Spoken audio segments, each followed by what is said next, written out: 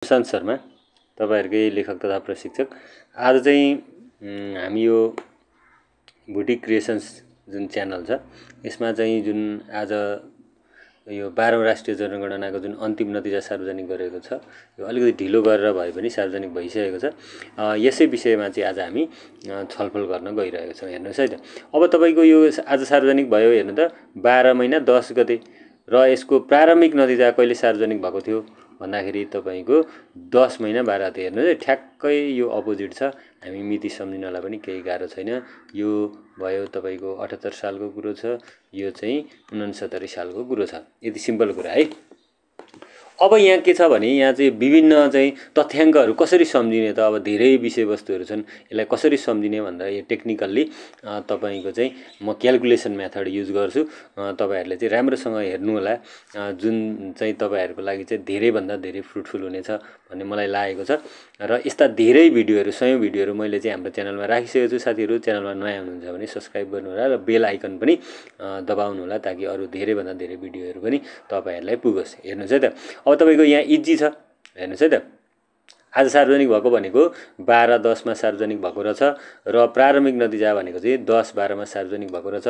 अब यो हेर्नु त कतिऔं हो भन्दाखेरि 12औं हो। यो तपाईले सम्झिनु पर्यो है। अब जनगणना सम्बन्धी अन्य भिडियोहरू पनि मैले राखिसकेको छु साथीहरु, तपाईहरुले त्यहाँ गएर हेर्न सक्नुहुन्छ।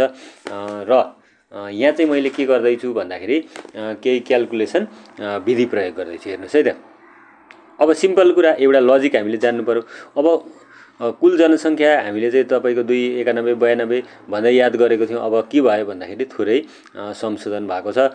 करिब 27000 चाहिँ उता 17000 सम्झिने, यता 27000 सम्झ्यो भने पनि हामीलाई सजिलो हुन्छ। करिब 27000 चाहिँ कम जनसंख्या चाहिँ फेरि यो फाइनल रिपोर्टमा आएको छ है, यो सम्झिनु पर्यो। अब यहाँ एक दुई कुरा यो जनगणनाको यो अंकमा धेरै विषयवस्तुहरू छ। यसैबाट चाहिँ म तपाईहरुलाई धेरै भन्दा धेरै डिराइभ गर्न सिकाउँछु है। अब तपाईको के छ भन्दाखेरि हाम्रो कुल जनसंख्या छ 291। यहाँ हेर्नुस् है, यहाँ 9 र 1 के छ तपाईको 10 हुन्छ। यो 10 हुने नै अंक हामी राख्छौं, यो 64। यति त हामीले याद गर्नु पर्यो। अब यहाँ तपाईले एउटा युनिक कुरा छ, अहिले म तपाईहरुलाई भन्छु। भिडियो चाहिँ एकदमै स्किप नगर्नु होला है त। अब तपाईको 291 64। अब हेर्नुस् है, यहाँ 4 आयो हैन, 4 आयो। अब एउटा कुरो याद गर्नुस्, यो गणनामा कुनै पनि अंक रिपिट छैन। याद गर्नुस् है, कुनै पनि अंक रिपिट छैन।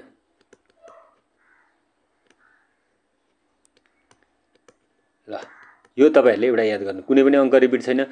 अब यो बुझिहाल्नुस्। अब त्यसपछि सिम्पल लजिक, यहाँ एउटा मात्रै अंक छ। अहिले त्यो विषयमा पनि म गर्छु, त्यसको पनि मिनिङ छ है। यसको पनि साथीहरु तपाईहरु ध्यान दिनु होला है, यो एकदम ध्यान दिनु होला। यो ध्यान दिनुभयो भने यस्ता टेक्निकल्ली म तपाईहरुलाई अंक त कति हो कति तिथिमिति सम्झिनको लागि धेरै भन्दा धेरै चाहिँ विषयवस्तु लिएर नै आउने छु। अब यहाँ हेर्नु त, यति त हामी याद गर्न सक्छौं। 2 करोड हामीलाई सम्झिन गाह्रै छैन हैन। यो 91 92 भएको ठाउँमा हाम्रो खाली यहाँ 64 छ। अघिल्लोमा हाम्रो 92 थियो हैन, अघिल्लोमा कति थियो 92 थियो, यहाँ चाहिँ 64 छ। अब यहाँ तपाईको यो सम्झिने बित्तिकै यहाँ हेर्नु त 6 4 छ। 4 देखि पछाडी रेगुलर सम्झिनुस्, 4 5। अब अंक रिपिट छैन भनिरहेको छु है मैले। 5 यहाँ 6 रिपिट भइसक्यो नि त, 6 रिपिट भइसक्यो।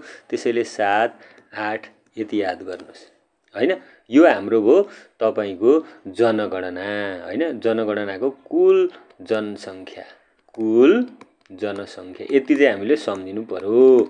अब यहाँ हेर्नुस्, हामीले तपाईको चाहिँ अघिल्लो जनगणनामा हामीले के याद गरेको थियौं, 291 92 भनेको थियौं। अब 91 र यहाँ के छ अरे 92 हाम्रो छुटेको छ। 92 छुटेको छ भन्ने बित्तिकै 0.92% भनेको चाहिँ यो जनसंख्या वृद्धि दर, छुटेको चाहिँ जनसंख्या वृद्धि दर हो हाम्रो।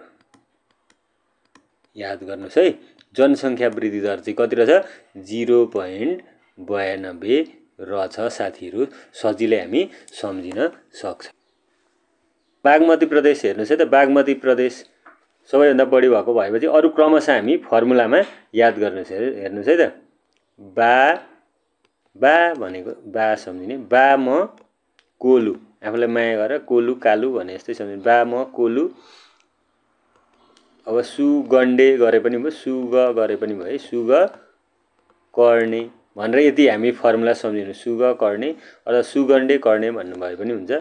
भनेको सबैभन्दा बढी जनसङ्ख्या भएको प्रदेश रहेछ बागमती र सबैभन्दा कम भएको कर्णाली रहेछ। त्यस पछाडि क्रमशः मध्य प्रदेश होइन, कोशी प्रदेश, लुम्बिनी प्रदेश, सुदूरपश्चिम, गण्डकी र कर्णाली। यसरी चाहिँ हामी क्रमशः यो चाहिँ परीक्षामा एकदमै जानिराख्नुपर्ने कुराहरू हुन्छ। हामीलाई चाहिँ हरेक क्षेत्रमा यो चाहिँ आवश्यक हुन सक्छ है।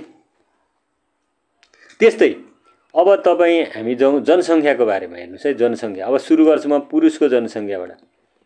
पुरुषको जनसङ्ख्या सम्झिन सजिलो छ। मैले किन पुरुष सम्झेँ भन्दा पुरुष प्रधान भन्ने चाहिँ नसम्झिनु होला। पुरुषको जनसङ्ख्या चाहिँ हामी याद गर्छौँ। हेर्नुहोस् है, यो सजिलो छ। 14, 25, 35। हेर्नुहोस् है, 14, 25, 35। अब 14 भयो चाहिँ 15 हुन्छ भन्ने सम्झिनुहोस्। यहाँ 5 भएकोले हामी 51 लेख्छौँ है। 15 जस्तै छ भन्ने सम्झिनु। 14, 25, 35, 51।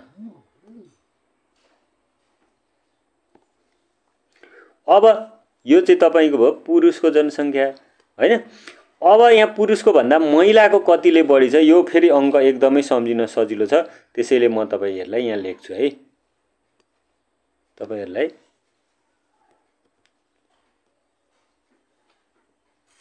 छ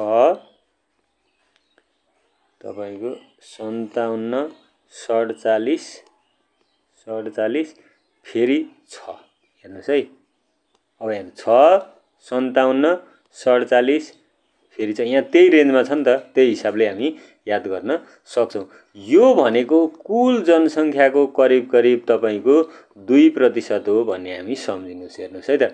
अब 2% चाहिँ के रहेछन्, महिलाहरू बढी रहेछन् पुरुषको तुलनामा। 2% बढी हुने बित्तिकै पुरुषको जनसङ्ख्या कति रहेछ, करिब करिब 49% चाहिँ तपाईँको पुरुष रहेछन् भने बाँकी रहेको कति भयो, यो दुईटा जोड्नु भने 51% चाहिँ के रहेछन् त, महिला रहेछन्।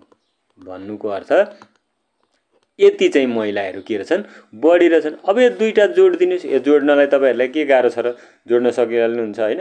अब यो चाहिँ इजिली हामी जोड्न सक्छौँ। यो जोडियो भने हाम्रो के हुन्छ भन्दाखेरि, अब यो जोडिदिनुहोस्। यो जोडिदिनु भनेकै तपाईँको कति हुन्छ भन्दाखेरि, यो जोड्नुहोस् त। तपाईँको यो जोड्नु भयो भने, ल म यहाँ गरिदिन्छु। तपाईँको यो जोड्नु भयो भने कति हुन्छ, 6 एकले 7 हुन्छ होइन। 5, 7, 5, 12 को 2, 0। अब सबै जोड्नुहोस्।